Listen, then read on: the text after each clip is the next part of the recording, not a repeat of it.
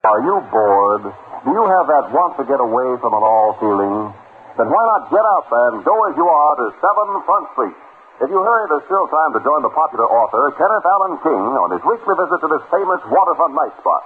If you like romance and adventure, highly seasoned with the unexpected, then start right now. Make a beeline for 7 Front Street.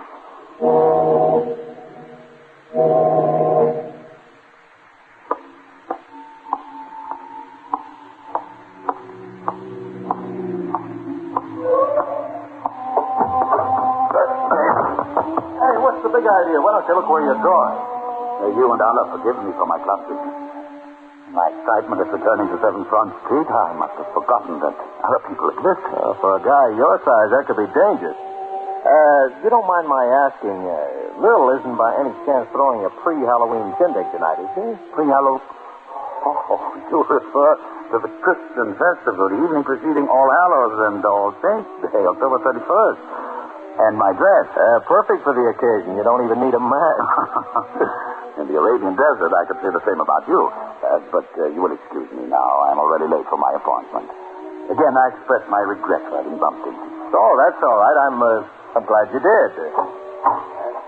Oh, are you going also into 7 Front? I don't think you could keep me up. I mean, yes. I also am going in. Hey, everybody, here he comes. Here comes the Sheik.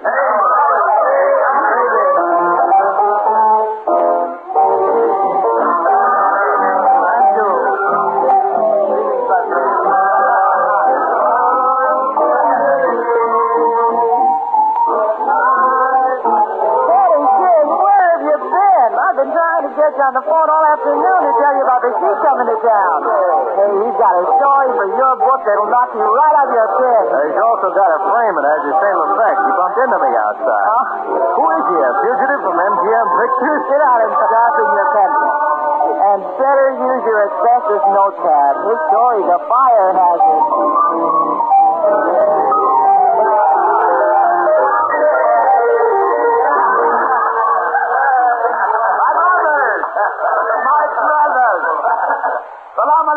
Peace be with thee. The same to you, CEO boy.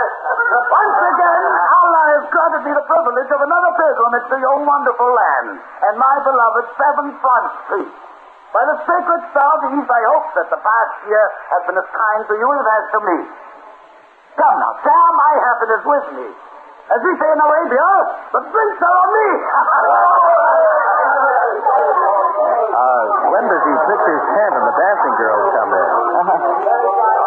He's a handsome dog, ain't he? Seems illegal for one guy to have everything he's got.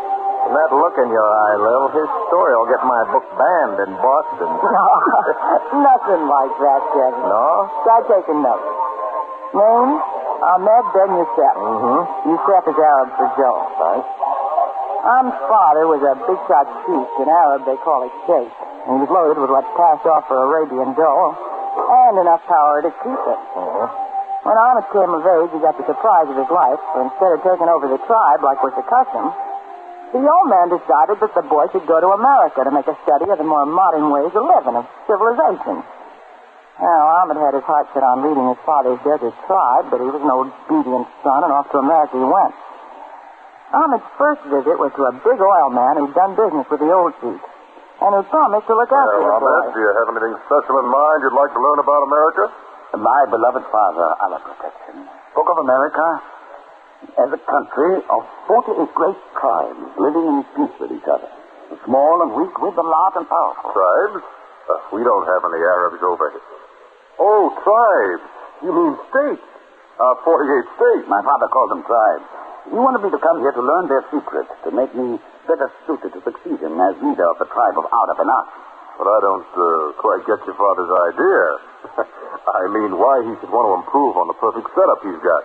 He's the law of the desert. Even the government's polite to him. The darn well better be. But my father knows why this is. So does every other caravanserai and sheik from Damascus to Medina. He's got power. A fierce fighting tribe. He's big and not to be talked back to. My father said so also is the tribe of Texas, very big. But is not feared by even such small tribe as the one from the island of Rhodes. You mean the state of Rhode Island? Allah forgive me for my ignorance. I'm very stupid in your ways. I hope I will not embarrass you too much. Oh, don't worry about that. It's liable to be the other way around. My daughter and her friends are quite excited about a real Arabian sheik staying at our house. They might embarrass you.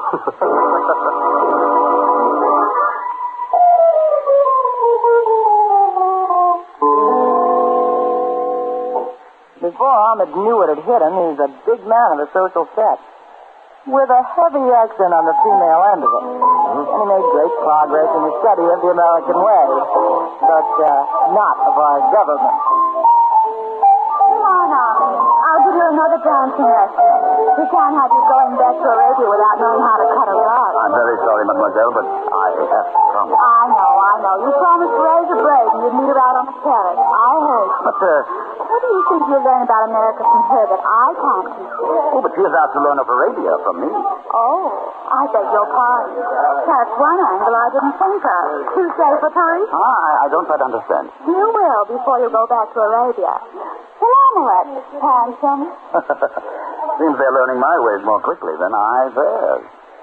Oh, hello, Ahmed. I was afraid you'd forgotten me. Seems that my only consistent failure of memory is remembering my beloved father's purpose in sending me here to America. But doesn't this come under the heading of learning always? I don't think my father, the Sheik of the Ben Ali, would approve of my teaching the women of Araby to be so soft and tempting. Allah has provided little space in the desert for gentle beauty, such as yours. Men are but mirrors of the land in which they were born. The desert is silent, ruthless, and sometimes treacherous. I'd never believe that of you. Another art the desert forces one to learn for self-preservation, deception. I don't think you're deceiving me, Ahmed. If you will excuse me, I wish to speak to your father about purchasing a flying machine. My father instructed to add that to my list of accomplishments here in America. If that's a sample of Arabian deception, Ahmed, it's far inferior to ours. May Allah seal my lips forever if I speak an untrue. It isn't necessary to call on Allah to do that, Ahmed. Not as long as I'm here.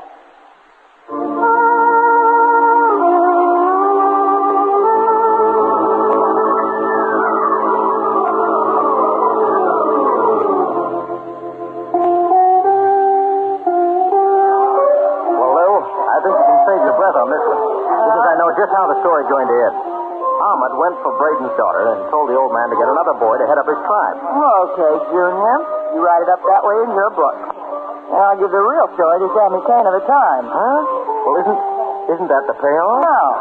Ahmed wasn't shooting the breeze about the desert being treacherous. The only thing he forgot to tell Therese Braden was that what made it that way were people like his half-brother Nazir. And because of having a different mother, was only a few weeks younger than Ahmed. Nazir's mother brought him up believing he'd been robbed, and that anything he did to latch onto the Sheik's title would get the nod of approval from everybody, including Allah himself. Nazir took his mama at her word. Hassan. Yes, Master Nazir. Have the headmen, the camel and horsemen, been attended to? Those who refused gold accepted my Damascus blade in humble silence. And my brother Ahmed's personal servant. Khalil disappeared with the sun tonight. I've dispatched two of my swiftest riders to search for him. No matter. Khalil is too ancient to be of much bother. You may wait here, Hassan. I'll not be long. And upon my return for your loyalty and help, I shall accord you the honor of being the first to greet me as the new Sheik of the powerful tribe of Askar Ben Ali. Salam alaikum.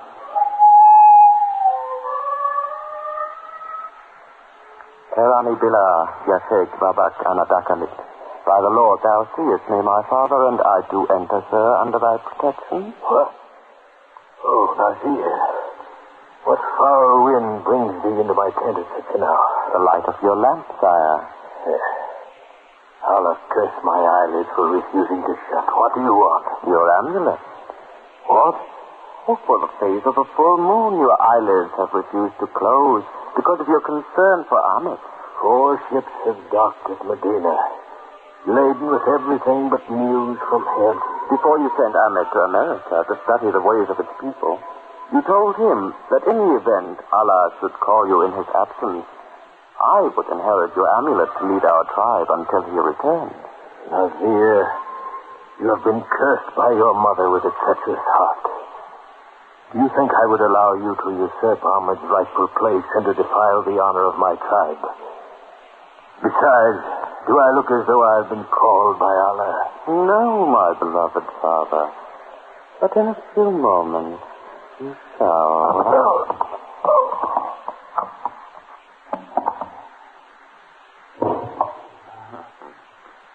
Nazir, Master, is it? Hadan, you may announce to our tribesmen that Allah has called our venerated chief, Orda bin Ali, to his eternal peace, and that I have assumed my rightful role as leader of our people. Salam. Salam. Salam. And one other thing, Hassan. Take this key to my father's treasures and dole out to each man in the royal guard one piece of gold, as well as the 6 skins of the finest wine. But Nazir, Master, your dead father, and wine drinking? Oh, I'm sure my father won't mind.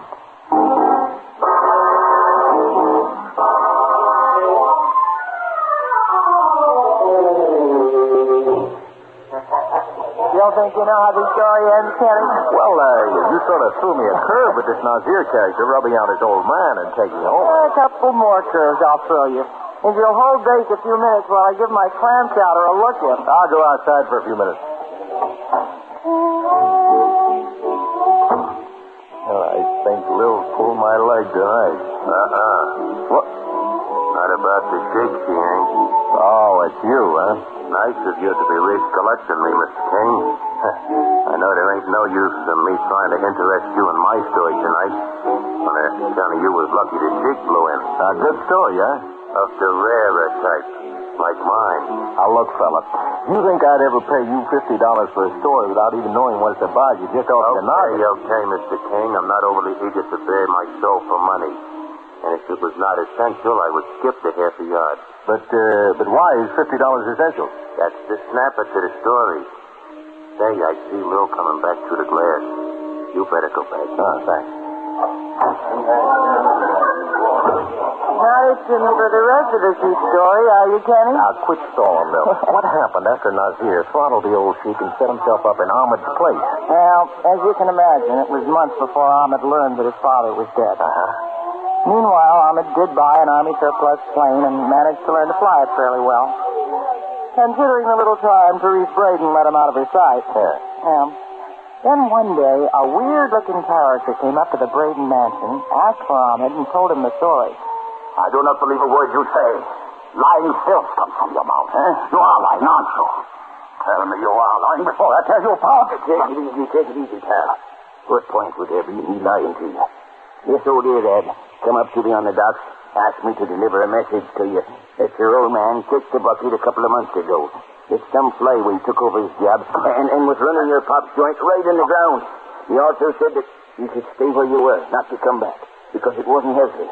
So promising to try to find you and tell you, he give me a couple of pieces of gold and this ring. Cotton ring. Yeah, that's the guy. Collie. Now, would you please unwind my arm? I'm sorry. Allah bless you for your kindness. Here. Take this money. You mean all of it? I want the ring.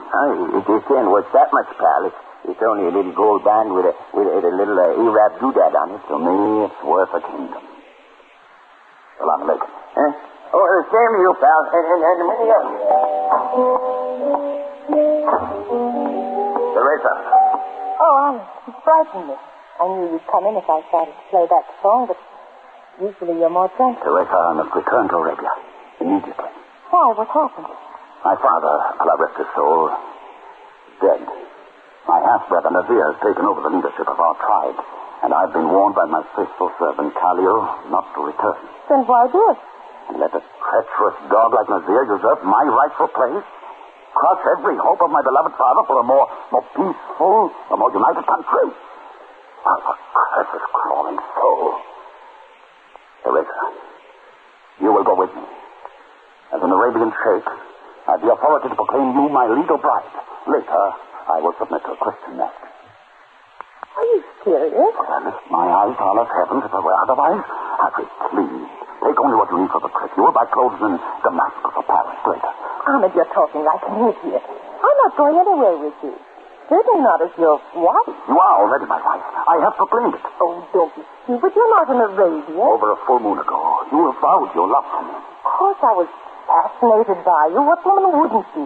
But you make it all sound so serious, as though it were a matter of life and death. In the desert, that is exactly how man and woman look at love. Will you try to get it through your head that we're not in the desert?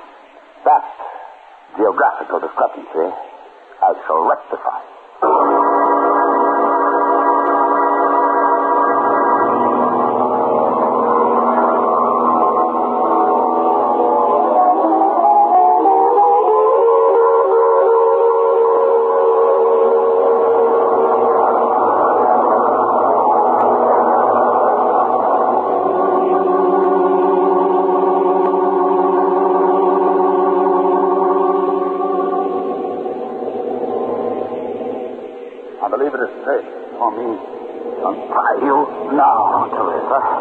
Wouldn't if I were you.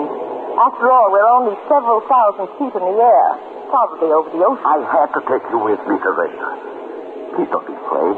No harm will come to you. You're the one who should be afraid. It isn't enough that you're flying straight into the teeth of trouble with your brother Nazir, but... Nazir is well versed in the act of treachery. You're also guilty of a little thing called kidnapping, which carries the penalty of death in the U.S. And the prospects of my future aren't very promising, are they? Do you expect them to be otherwise? The Arab has a saying that Allah stores the hope of man in the eyes of woman. The only hope you'll find in my eyes is that you get everything you deserve. I will. Have no fear. Allah will see to it.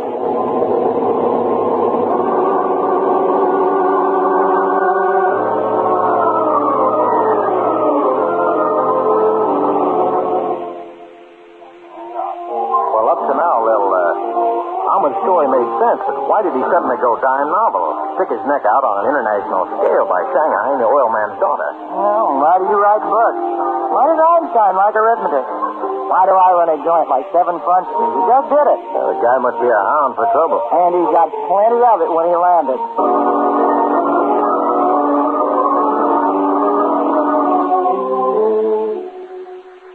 Now, you can relax. You have nothing to fear, for this is my land, my country, and my people. Just as soon as I've given Nazir to understand that his temporary leadership of my father's tribe is at end, we can both begin to test the reality of our love for each other. It was as real as it seemed in America. It will not vanish in the vast stillness of the desert. Ahmed, that was a shot. If anything happens Nothing will happen to you. Stop.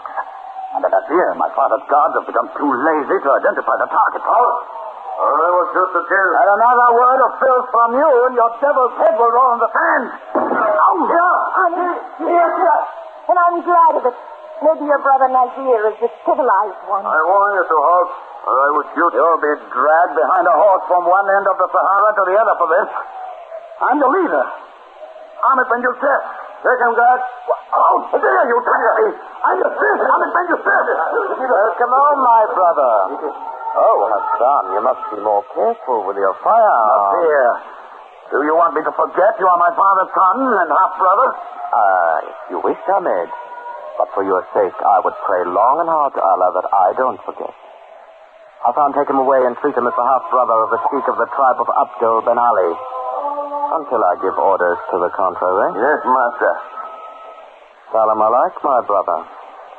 What a pity you did not take Khalil's warning and remain in America. He paid with his 2 hands to send that warning to you. And now, mademoiselle, I pray you and Allah will forgive my rudeness. But if you will permit me to escort you to my private quarters, you may refresh and relax yourself in comfort and safety until the authorities arrive from Damascus to see that you are returned safely to your father in America. On behalf of my people and my tribe, I apologize for the uncivilized actions of my half-brother. You know? Oh, we are not as isolated from the outside world as you may imagine. You were brought here by my brothers against your will, weren't you? Why, yes. I tried to tell my father that Ahmed was not the man to succeed him, simply because he preceded me into this world by a matter of a few weeks. tradition is only valuable as long as it serves the needs of those who adhere to it. What will you do with Ahmed? Oh, after the way he has treated you, do you care? No, I don't. Good. You're not only a beautiful young woman, but equally wise. Ahmed's old servant. He raised Ahmed. He sent Ahmed the message about his father. You have a remarkable memory. Ahmed must have told you much of himself. Perhaps too much. You said something about his servant Khalil paying with his hand. Oh, a light punishment for treachery against his Sheik. How long will it be before the officials arrive from Damascus to take me back to my father? Oh, officials the world over are all alike about the unconcern of time's passing. But no matter. You or anyone else has nothing more to fear from Ahmed.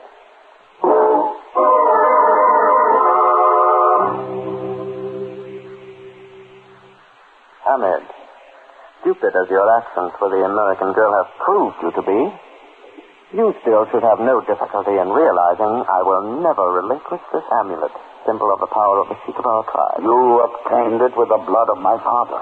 I ordered Hassan to tell you. I wanted to impress you with the seriousness of my ambition. However, since I am eager to impress our people and the young American girl, but I am not a savage beast of the desert. I shall spare you any further unpleasantness if you wish to leave our country and return to America. Forever. I am staying here, where I belong. I still wish to be generous with you, Ahmed. I shall do my very best to change your mind.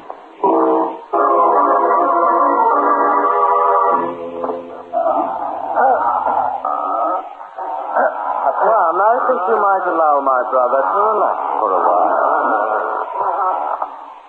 Well, Ahmed, doesn't the thought of returning to America appeal to you more now? I'll stay here until the last drop of blood is drained from my body. Oh, what a nuisance for us both.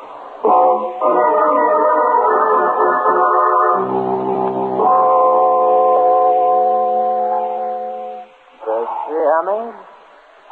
In this heat you must be. Here's water. The officials will be here tomorrow to take the American girl back to her father. With the aid of my doctors, I could manage to get you in shape to return with her. I'm sure you could persuade her to drop charges against you for kidnapping. With all her intelligence, she still seems to be rather fond of you. Get out! Get out before I...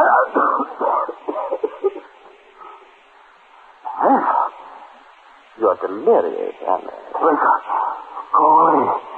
Mademoiselle, what are you doing here? How did you get by the guards? Last night you told me that every man had his price. You were right. I wanted to see Ahmed before I left for America. You see now why I had to come back. You've seen the treachery of the desert. Come, mademoiselle, you must not stay in here. This is no place for a woman. Oh, it doesn't bother me, my dear. I rather suspected this is what I would see. It is nothing more than what he deserved. Yes, I suppose you're right. I'm sorry my guards accepted bribes from my guests at my house. Point them out to me and they shall be returned immediately. Ahmed will see to that, my dear. Oh, well, with beauty and intelligence, you have also a magnificent sense of humor. You Americans are a remarkable people. Yes, we are. It's really amazing how many people insist upon underestimating us. Yes, like my brother Ahmed, for instance. Like you, for instance, my dear. Be careful, he's treacherous. Yes, Ahmed, I know. You told me. You even warned me, and you thought I didn't listen, pay any attention. An American quality. Mademoiselle, kindly explain yourself. I will when you've handed me the amulet of your tribe and released Ahmed. Mademoiselle, I must warn you that the fact that you are an American national under my protective custody does not give you the right to violate the laws of my domain, nor does it make you immune for any such violation. You murdered Ahmed's father and brought your tribe's allegiance with his gold, so you're not immune from similar treachery. Where did you get that revolver? I paid a higher price to your trusted headman Hassan for it than you did. Hand me that amulet. What? You took it after you killed your father. Give it to me. If you think a frail slip of a girl can frighten a great... Look out, here's the bedroom!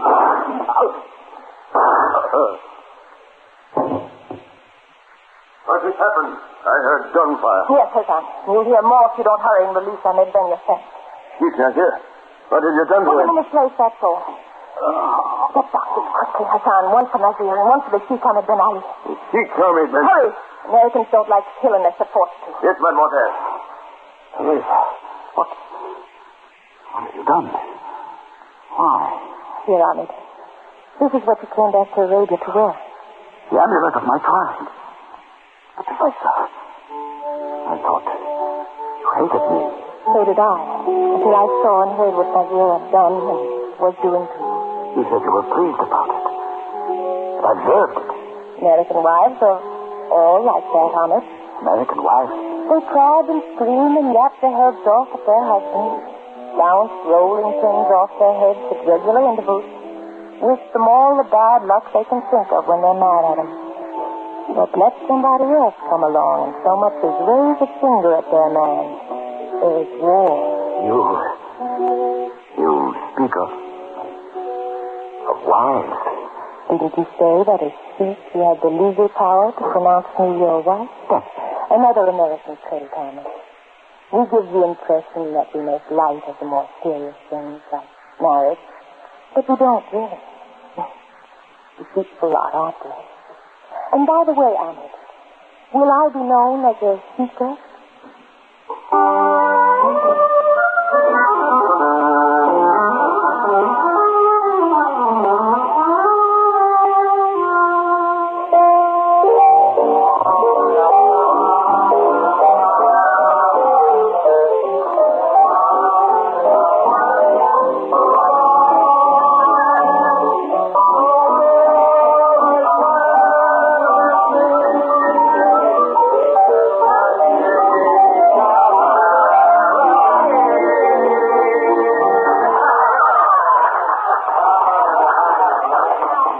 I knew how the story would end, Lil. I saw it coming a mile away. Okay, wise guy. Teresa got hep that her yen for Ahmed wasn't a mirage. So she let their marriage stick, and they lived happily ever after as Sheik and Sheik. And I imagine later on they had a couple of little secrets. How did you get it? Well, it's the same old story, but it's always good. Yeah. Especially when you know the connection between that story and Ahmed's making a regular pilgrimage to 7 Front Street. Oh, see, that's right. I forgot about that. What is the connection? He, likes my clam chowder. See you later, Kenny. He likes her clam chowder.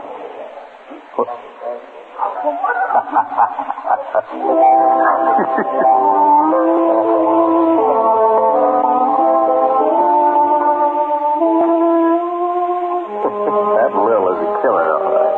Well, did you get your chief story, Mr. King? Yeah, including the snapper about why he comes down here to 7 Front Street. You mean Lil really told you? Well, it's a dark secret, but I can tell you. It's because he likes Lil's clam chowder. Oh. I thought she'd hold out on you. So you know the real reason? Sure. But put the clam chowder ending in your book. It will tend to titillate the interest of your readers. Like I'm titillating you to know why I gotta have $50 to tell you my story. Good night, Mr. King. Well, you can take Lil's clam chowder ending, or leave it. Anyhow, glad you took the time to be with me tonight. And so until we meet again, it's good night from Kenneth Allen King and 7 Front Street.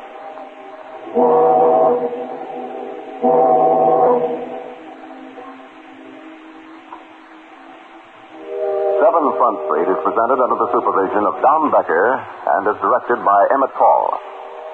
Tonight's cast of characters included Peter Capell, Connie Lemke, Lawson Zerby, Gene Tatum, Barbara Bell Wright, Mort Lawrence, Jim Bowles, and Lester Fletcher.